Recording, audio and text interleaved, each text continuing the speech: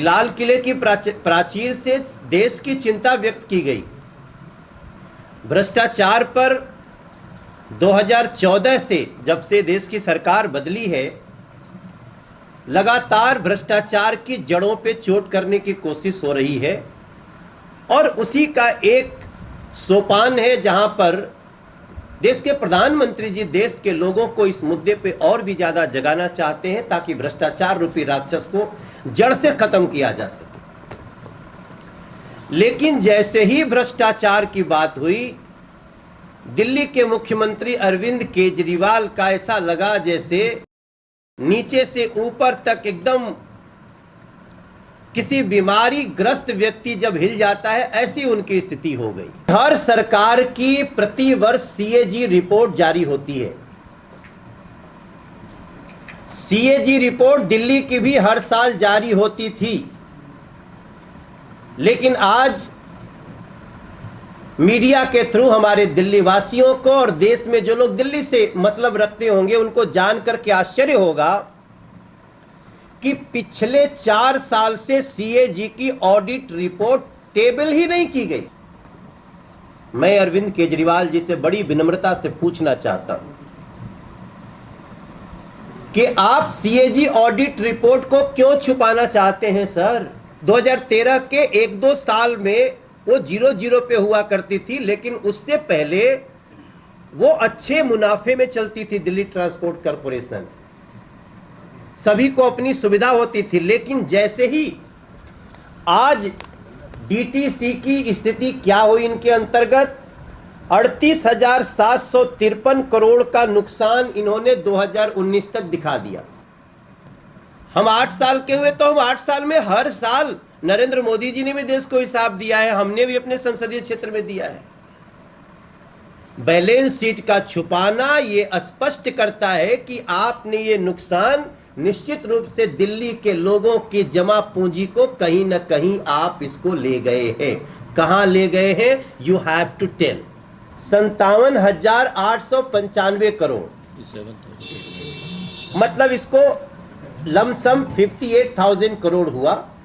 लेकिन एग्जैक्ट आज मैं बोलूंगा, क्योंकि मैं हवा में बातें नहीं कर रहा हूं, मैं आरटीआई रिपोर्ट के आधार पे बात कर रहा हूं। अब सवाल होता है कि आपका अगर दिल्ली जल बोर्ड जो 600 करोड़ का फायदा देता था, जिससे फ्लड डिपार्टमेंट कई जगह सड़कें बनाती थी, नाले ठीक करते थे, छोटी छोटी गलियां बनती थी, एमसीडी को जाता था, सारा डिस्ट्रीब्यूशन चलता था, अगर वो अचानक आपने कहा 57,895 करोड़ का लोन ले लिया, तो लोन लेकर के क्या किया? भारतीय जनता पार्टी का बड़ा सा टोपी पहन के न जाऊं तो लोग हमें अरविंद केजरीवाल का साथी समझ के कूट भी सकते हैं, क्योंकि उन लोगों को पानी को लेकर के बड़ी परेशानी हो रखी है। महिलाएं ऐसे टूटती हैं, उनको बताना पड़ता है बहन जी हम अरविंद केजरीवाल वाले नहीं हैं। तो देखिए, आम जनता को तो ये भी नहीं पता चलता, उसको लगता है सांसद आया है पकड़ो कॉलर, उसको लगता है विधायक आया पकड़ो कॉलर। तो विधायक आएगा नहीं, सांसद को तो जाना ऐसा है। आपको अभी थोड़े ही दिन पहले 15 अगस्त की सुबह जब तिरंगा फहराया जा रहा था 76वीं बार, तो वहां पे ये चिंता व्यक्त की गई कि लाल किले की प्राचीर से कि देश की 2 बड़ी चुनौतियां हैं। एक भाई भतीजावाद और एक दूसरी जो सबसे बड़ी चुनौती माना गया लाल किले की प्राचीर से, भ्रष्टाचार। भ्रष्टाचार पे थोड़ी सी और भी बातें हुई, नाम किसी का नहीं लिया गया। मैं मीडिया के समक्ष ये बड़ी अंडरलाइन करना चाहता हूं कि लाल किले की प्राचीर से देश की चिंता व्यक्त की गई। भ्रष्टाचार पर 2014 से जब से देश की सरकार बदली है, लगातार भ्रष्टाचार की जड़ों पे चोट करने की कोशिश हो रही है और उसी का एक सोपान है जहां पर देश के प्रधानमंत्री जी देश के लोगों को इस मुद्दे पे और भी ज्यादा जगाना चाहते हैं ताकि भ्रष्टाचार रूपी राक्षस को जड़ से खत्म किया जा सके। लेकिन जैसे ही भ्रष्टाचार की बात हुई, दिल्ली के मुख्यमंत्री अरविंद केजरीवाल का ऐसा लगा जैसे नीचे से ऊपर तक एकदम किसी बीमारी ग्रस्त व्यक्ति जब हिल जाता है, ऐसी उनकी स्थिति हो गई। हमें बहुत आश्चर्य है, क्योंकि जो इंडिया अगेंस्ट करप्शन करता हुआ आया हो, वो भ्रष्टाचार समाप्त करने की बात पे स्वयं हिल जाता हो कि ये बातें क्यों कर रहे हैं, तो ये अनायास नहीं है साथियों। इसके पीछे बहुत बड़ा रीजन है, और वो रीजन आज मैं आप सबके सामने रखना चाहता हूं। आपको बताते हुए मुझे बहुत खुशी नहीं है, बहुत तकलीफ है। आप सब जान करके हैरान होंगे कि हर सरकार की प्रति वर्ष सीएजी रिपोर्ट जारी होती है। सीएजी रिपोर्ट दिल्ली की भी हर साल जारी होती थी, लेकिन आज मीडिया के थ्रू हमारे दिल्ली वासियों को और देश में जो लोग दिल्ली से मतलब रखते होंगे, उनको जान करके आश्चर्य होगा कि पिछले 4 साल से सीएजी की ऑडिट रिपोर्ट टेबल ही नहीं की गई। अगर आप सीएजी ऑडिट रिपोर्ट नहीं लाते हैं जनता के सामने, विधानसभा में नहीं लाते हैं, तो फिर उसके बाद आप जितनी बातें कर रहे हैं सब गोल गोल गोल गोल घुमा रहे हैं। कोई बात भी प्रामाणिक नहीं है। दिल्ली कर्जे में है या दिल्ली लाभ में है, दिल्ली का किस डिपार्टमेंट का कितना नुकसान हुआ, दिल्ली का कौन डिपार्टमेंट थोड़ा फायदा ले रहा है, दिल्ली के आम लोगों को जो यहाँ पे अक्सर ये समस्या होती है, साफ पानी कैसे मिले, सबको पानी कैसे मिले, गलियों की स्थिति कैसे ठीक हो, कूड़े का पहाड़ कैसे ठीक हो, ये सारी समस्याओं के लिए जब एक चीज की आवश्यकता पड़ती है तो उसका नाम होता है हमारा बैलेंस शीट, हम कहाँ खड़े हैं। और ये सरकार क्या, ये तो परिवार में भी एक व्यक्ति को करना पड़ता है। लेकिन दिल्ली सरकार ने पिछले 4 वर्षों से सीएजी की ऑडिट रिपोर्ट विधानसभा में टेबल नहीं किया। मैं अरविंद केजरीवाल जी से बड़ी विनम्रता से पूछना चाहता हूं कि आप सीएजी ऑडिट रिपोर्ट को क्यों छुपाना चाहते हैं सर? आप जवाब नहीं देंगे, लेकिन जवाब मुझे मिल गया है और आज जवाब आपके समक्ष में लेके आया हूं कि दिल्ली का 1,51,564 करोड़, इस संख्या को एक बार फिर से रिवाइज करता हूं, 1,51,000 करोड़ कह लीजिए, लेकिन उससे भी ज्यादा 1,51,564 करोड़ रुपए दिल्ली का कहां चला गया है, इसका कोई अता पता ही नहीं है। 1,51,564 करोड़ रुपए। अब आपके दिमाग में आएगा, Manoj Tiwari, what is details of this amount? Yes, अब मैं आपको डिटेल्स बताता हूं। और ये जो भी बात मैं कह रहा हूं आपसे, ये सब हमारे पास आरटीआई के आधार पे है। हम कुछ भी बात हवा में नहीं कहना चाहते। अभी कुछ दिन पहले हम किसी चैनल पे बहस में थे, तो उनके प्रवक्ता, उनके तरफ से जो बैठे थे संजय सिंह जी, वो जब जब बात हो दिल्ली से, वो दुनिया भर में घूम आते हैं, दिल्ली के मुद्दे पे बात नहीं करते। अब जब मैं जानकारी लेता हूं तो क्या निकलता है कि हमारे दिल्ली की डीटीसी, दिल्ली ट्रांसपोर्ट कॉरपोरेशन, जो 2013 के पहले, 2013 के 1-2 साल में वो 0-0 पे हुआ करती थी, लेकिन उससे पहले वो अच्छे मुनाफे में चलती थी दिल्ली ट्रांसपोर्ट कॉरपोरेशन। सभी को अपनी सुविधा होती थी। लेकिन जैसे ही आज डीटीसी की स्थिति क्या हुई, इनके अंतर्गत 38,753 करोड़ का नुकसान इन्होंने 2019 तक दिखा दिया।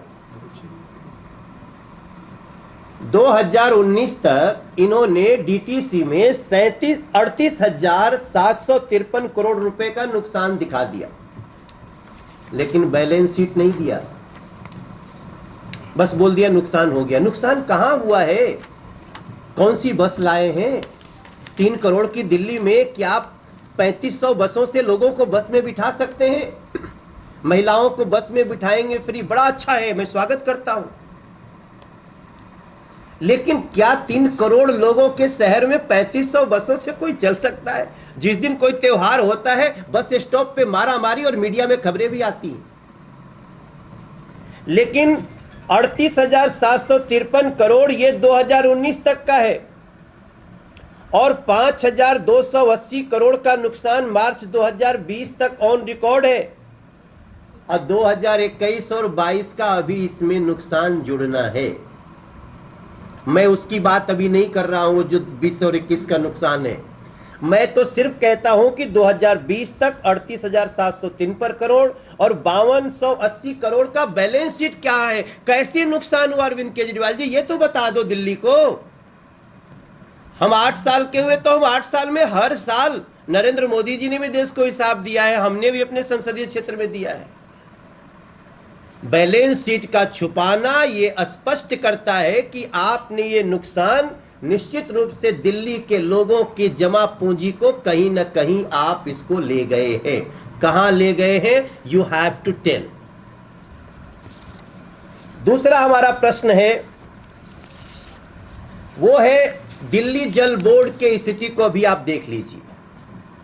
दिल्ली जल बोर्ड जो 2013 के पहले 600 करोड़ का फायदा देता था, आज दिल्ली जल बोर्ड के ऊपर जब हमने इसका आरटीआई निकाला है तो आरटीआई कहती है कि 57,895 करोड़ का लोन है दिल्ली जल बोर्ड पे।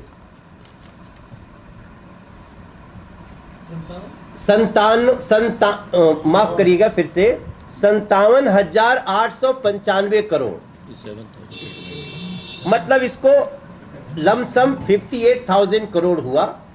लेकिन एग्जैक्ट आज मैं बोलूंगा क्योंकि मैं हवा में बातें नहीं कर रहा हूं, मैं आरटीआई रिपोर्ट के आधार पे बात कर रहा हूं। अब सवाल होता है कि आपका अगर दिल्ली जल बोर्ड जो 600 करोड़ का फायदा देता था, जिससे फ्लड डिपार्टमेंट कई जगह सड़कें बनाती थी, नाले ठीक करते थे, छोटी छोटी गलियां बनती थी, एमसीडी को जाता था, सारा डिस्ट्रीब्यूशन चलता था, अगर वो अचानक आपने कहा 57,895 करोड़ का लोन ले लिया तो लोन लेकर के क्या किया? क्या दिल्ली में लोगों के घरों में पानी की पाइप चली गई सबके? क्या दिल्ली के लोगों को अब टैंकर माफियाओं का सामना नहीं करना पड़ता? क्या दिल्ली में अब टैंकर नहीं चलता? क्या यमुना जी का पानी साफ हो गया? इन सारी चीजों में एक भी कार्य नहीं हुआ, लेकिन आपने लगभग 58,000 करोड़ का लोन ले लिया। तो ये लोन से किया क्या, ये तब पता चलेगा जब आप बैलेंस शीट दोगे, जब सीएजी रिपोर्ट आएगी, जिसको आप 4 साल से छुपाए हुए।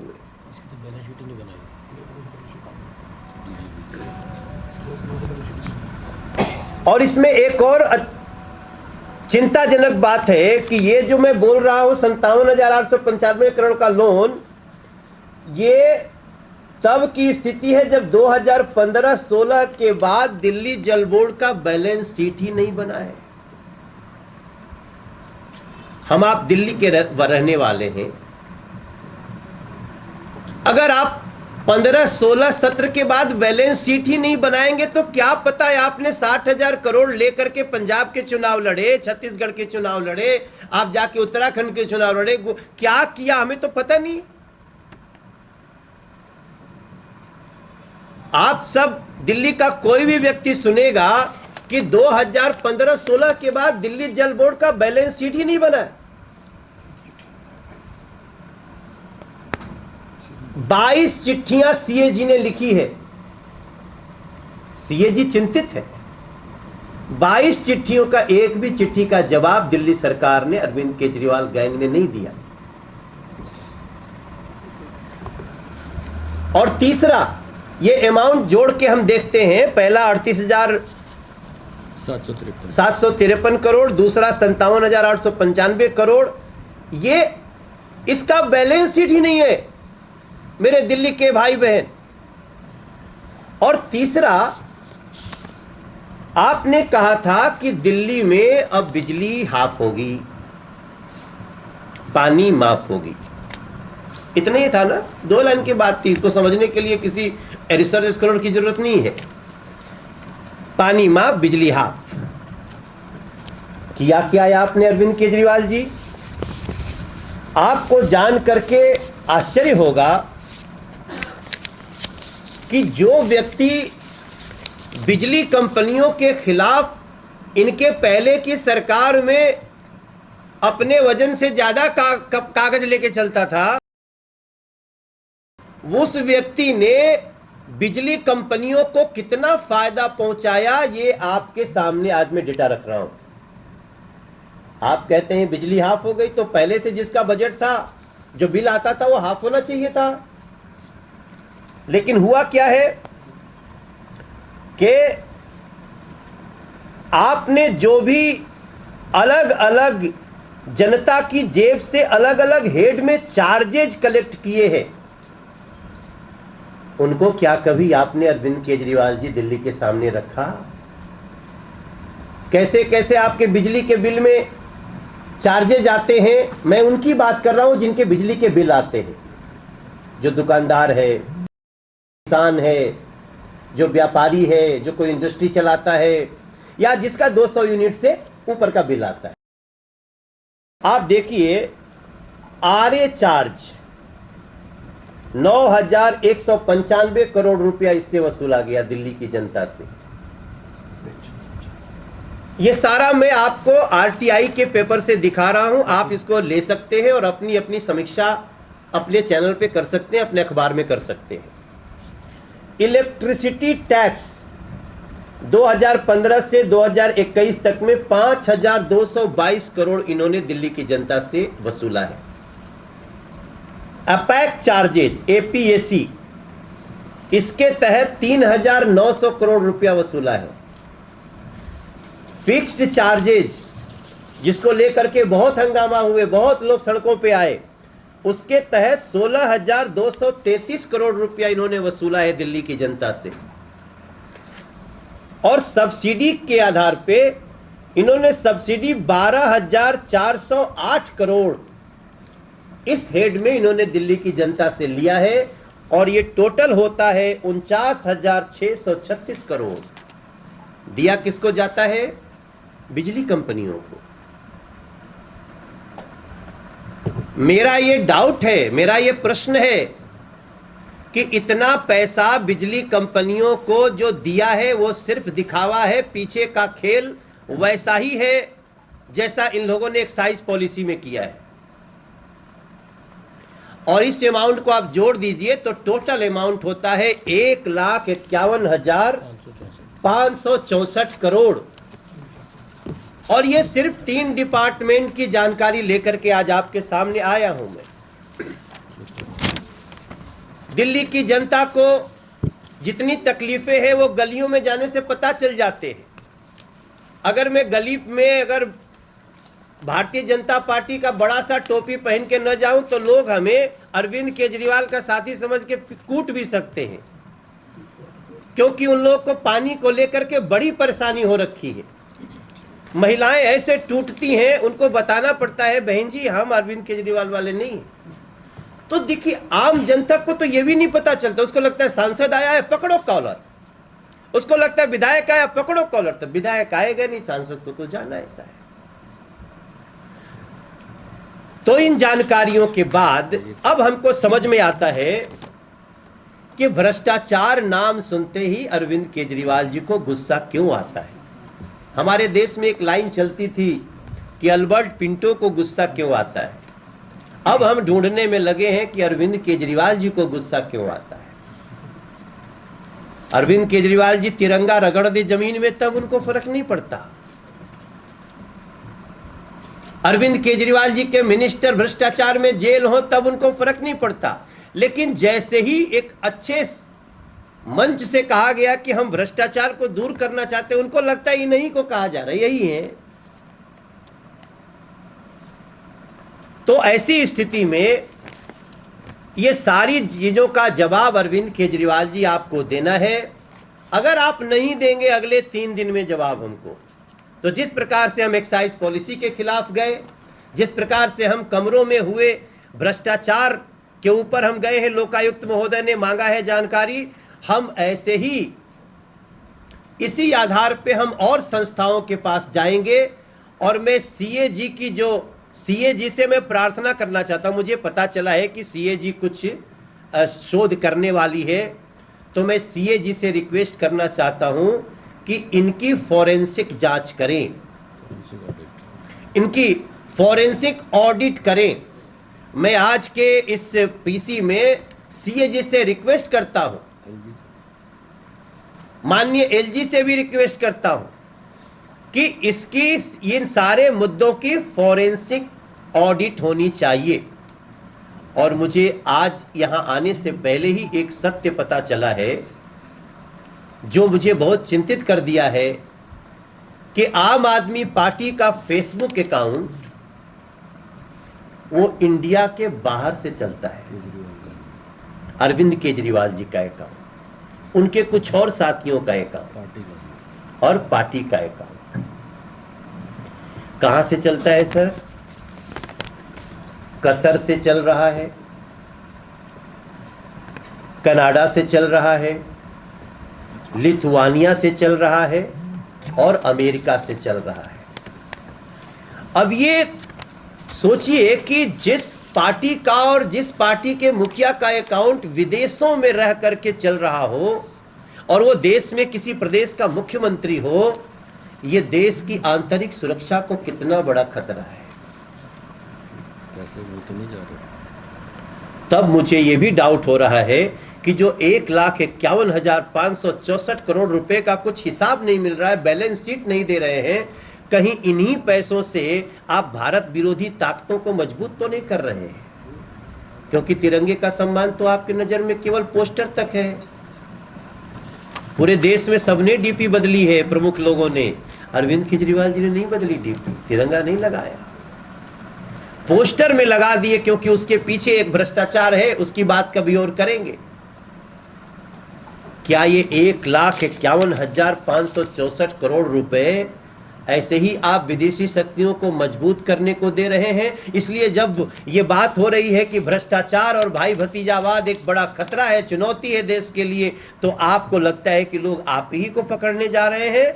तो मैं आपसे इसमें जवाब चाहता हूं और मेरा पूरा विश्वास है कि इन 1,51,564 करोड़ रुपए क्या आप वेव ऑफ कर दिए, खा गए या कहां गए? ये दिल्ली की जनता का आपसे सीधा सवाल है जो मैं आज आपके सामने रख रहा हूं। Thank you very much. बहुत बहुत धन्यवाद। किसी को प्रश्न हो? एक मिनट पहले ये हेलो भाई, आप ये बीच वाला पकड़िए, ये फोटो। ये हम कैंपेन शुरू करने वाले हैं। खड़े हो बैठे बैठे ठीक है, खड़े चुनाव में हो।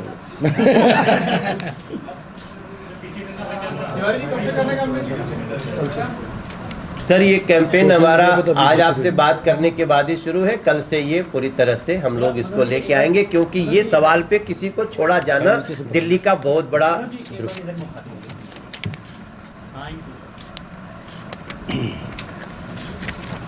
धन्यवाद। किसी को तो प्रश्न हो तो एक करके केंद्रीय मंत्री हरदीप पुरी ने एक ट्वीट किया है, उसमें जानकारी दी है कि रोहिंग्याओं को दिल्ली में फ्लैट मुहैया कराए जाएंगे। आम आदमी पार्टी ने इस पर आरोप लगाया है कि अब ये सब जान गए हैं कि आखिर रोहिंग्या को कौन बसाने का काम एमएचए ने क्लैरिफिकेशन दे दी है। देखिए ये जो मुद्दा है, ये जिन्होंने ऐसा ट्वीट किया है उनका ट्वीट क्या हुआ है, कहीं कोई हैक किया, क्या हुआ, अभी हम इस पे नहीं आ रहे हैं। लेकिन अभी हमारे गृह मंत्रालय ने स्पष्ट कह दिया है कि गृह मंत्रालय की इस तरह की कोई भी योजना नहीं है, और गृह मंत्रालय ये भी इशारा कर रहे हैं कि कहीं ना कहीं इसमें गवर्नमेंट ऑफ दिल्ली ने ऐसा कुछ प्रपोज किया है। आप स्वयं जाइएगा गृह मंत्रालय के उसमें, तो एक ट्वीट है गृह मंत्रालय का जो आपको पढ़ना चाहता हूं। Government of Delhi propose to shift the Rohingyas to a new location.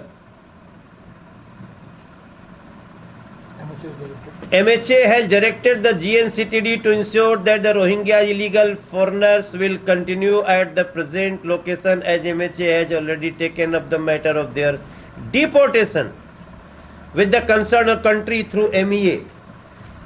गृह मंत्रालय तो उनको अच्छे तरह उनके देशों से बात करके उनको अपनी जगह भेजने की तैयारी में है।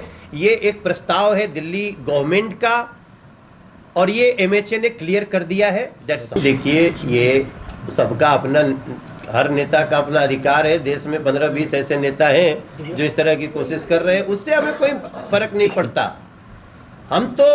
हमारा फर्क ये पड़ता है कि वो कहते हैं ना कि कुछ लोग रंग बदल के और दिखाने को कुछ और है और खाने को कुछ और है। उसका मैं आपके सामने जो आज मैंने खुलासा किया उसका जवाब चाहता हूं। वो दुनिया के सारे पोस्ट की तैयारी करें, हमें उससे कोई मतलब जी। हमारी देश की सरकार ने एक निवेदन किया था कि 13 से 15 अगस्त तक हो सके तो अपनी डीपी बदल के रखें। और आपको जानकारी होनी चाहिए कि RSS ने अपनी डीपी बदल दी 13 तारीख। मैंने कहा, आपका बहुत अच्छा सवाल है रामकिंकर जी। मैं कहा कि जैसे मैं पीछे 2 केसेस में हमें लोकायुक्त महोदय ने भी हमारी बात को माना और स्कूल घोटाले में भी रिपोर्ट मांगी है CS से, एक्साइज पॉलिसी में हम गए। अब हम इसको पूरी तैयारी करके 1,51,564 करोड़ के दिल्ली से हुई लूट को हम आगे बढ़ा रहे हैं। वैसे आपकी जानकारी के लिए बता दूं, दिल्ली जल बोर्ड का जो केस है बैलेंस शीट वाला, वो ऑलरेडी चल रहा है। इसकी अगली सुनवाई 30 सितंबर की है। मोस्ट लाइकली इसमें ऑर्डर आ जाएगा।